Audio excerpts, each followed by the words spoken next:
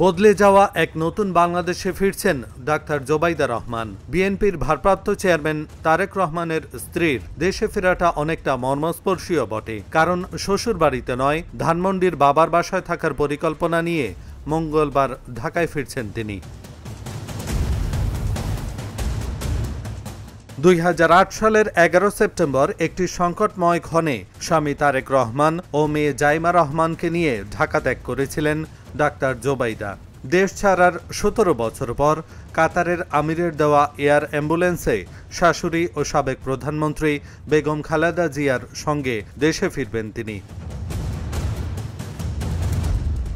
বিএনপির মিডিয়া সেলের সদস্য আতিকুর রহমান রুম্মান বলেন, বাসভবনটির নিরাপত্তা ব্যবস্থার প্রস্তুতি ও সংস্কার কাজ চলছে।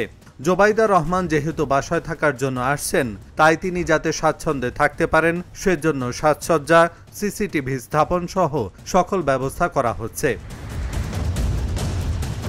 1972 সালের 18 মে সিলেটে জন্ম নেওয়া জোবাইদা উচ্চ মাধ্যমিক পরীক্ষায় কৃতিত্বের সঙ্গে পাশ করার পর বাবা মায়ের আগ্রহে ঢাকা মেডিকেল কলেজে ভর্তি হন। জোবাইদা 1994 সালের 3 ফেব্রুয়ারি তারেক রহমানের সঙ্গে বিবাহ বন্ধনে আবদ্ধ হন।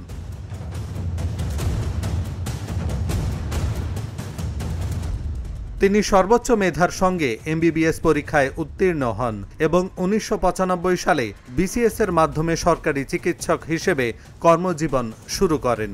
জোবাইদা বাংলাদেশ সিভিল সার্ভিস পরীক্ষায় প্রথম স্থান অধিকার করেছিলেন।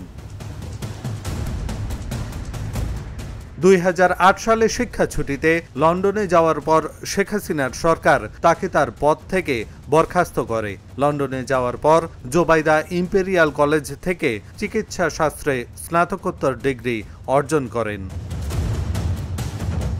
এহসানুল হক, ঢাকা জার্নাল।